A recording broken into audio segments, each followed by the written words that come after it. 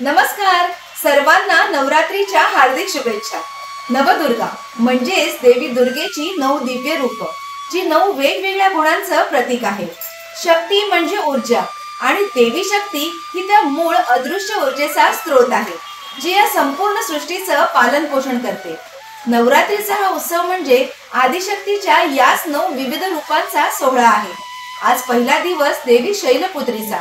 शैल म्हणजे पर्वत आणि शैलपुत्री म्हणजे पर्वताची कन्या। ती पर्वतासारखी स्थिर आणि अचल आहे आणि तरीही तिच्यातून सकारात्मक ऊर्जेच्या लहरी वाहत असतात। जेव्हा आपलं मन स्थिर आणि शांत असतं ना, तेव्हा आपल्याला या शैलपुत्री तत्वाचा अनुभव येतो। या नवरात्रीत देवी शैलपुत्री तुम्हा सर्वांना स्थैर्य आणि शक्ती देवो हीच प्रार्थना। देवीची आराधना करताना तिला मनोभावे नैवेद्य अर्पण करणं हे पण तितकंच महत्त्वाचं आहे। देवी शैलपुत्री ही शुद्धता आणि शांतीचं प्रतीक आहे आणि म्हणूनच आजच्या दिवसाचा शुभ रंग आहे पांढरा। शास्त्रानुसार नवरात्रीच्या पहिल्या दिवशी देवीला गाईच्या शुद्ध तुपाचा नैवेद्य दाखवल्याने आरोग्याचे वरदान मिळते आणि म्हणूनच या शुद्ध तुपाचा वापर करून आणि पांढऱ्या रंगाला साजेसा असा आपण बनवणार आहोत पौष्टिक आणि मऊ वरईचा शिरा। चला तर मग पाहूया या आरोग्यदायी आणि सोपा नैवेद्य कसा बनवायचा। वरीचा किंवा भगरीचा शिरा करण्यासाठी इथे मी अर्धा वाटी भगर घेतलेली आहे। अर्धा वाटी वरीसाठी मी अर्धा वाटी तूप घेत आहे, पण हे सगळं तूप घालत नाही, यातलं थोडं तूप आता मी पहिला घालतेय। तूप गरम झालं की यामध्ये ही अर्धा वाटी वरी घालायची आणि आता ही थोड्या वेळ आपल्याला तुपामध्ये भाजून घ्यायची। वरीचा कलर आपल्याला चेंज करायचा नाहीये, थोडीशी खमंग खरपूस होईपर्यंतच आपल्याला भाजायची आहे। आणि जर आपल्याला वाटलं की ह्याच्यामध्ये तूप कमी आहे तरच एक्स्ट्रा तूप घालायचंय। त्याच्यामुळे अर्धा वाटी तुपातलं मी अगदी पाव वाटी तूपच वापरलंय। इथे मी एका टोपामध्ये 1 वाटी दूध आणि अर्धा वाटी पाणी गरम करत ठेवलेलं आहे। अर्धा वाटी भगर आपण वापरतोय, त्याच्या अंदाजाने हे दूध आणि पाण्याचं मिश्रण मी गरम करत ठेवले। वरी किंवा भगर आता छान अशी परतून झालेली आहे तुपामध्ये आणि खमंग असा सुगंध पण येत आहे।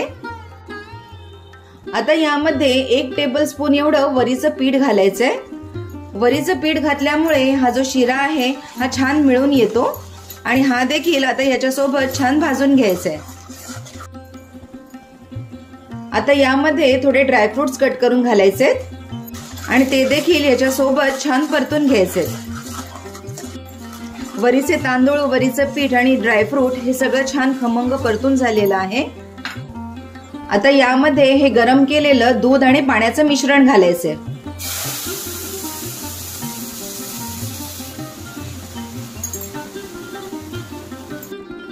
पहा किती छान असं फसफसलेलं आहे।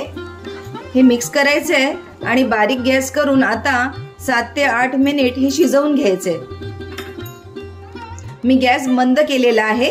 आता झाकण ठेवते आणि 7 ते 8 मिनिट शिजवून घेते।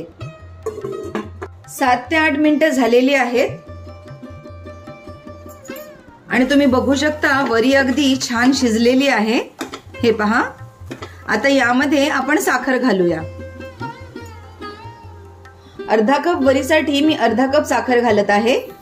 तुम्हाला जर कमी साखर घालायची असेल तर तुम्ही कमी देखील घालू शकता। आणि आता यामध्ये थोडीशी वेलची पावडर घालायची। हे सगळं व्यवस्थित मिक्स करून घ्यायचंय आणि आता मंद गॅस करून परत 3 ते 4 मिनिट आपल्याला हे झाकण ठेवून शिजवून घ्यायचंय। 4 ते 5 मिनिटं झालेली आहेत आणि तुम्ही बघू शकता देवी आईच्या नैवेद्यासाठी मऊ लुसलुशीत असा हा भगरीचा शिरा तयार झालेला आहे। तर आपला हा सात्विक आणि मधुर नैवेद्य देवीसाठी तयार आहे। तुम्हाला आजचा व्हिडिओ आणि ही रेसिपी कशी वाटली हे आम्हाला नक्की सांगा।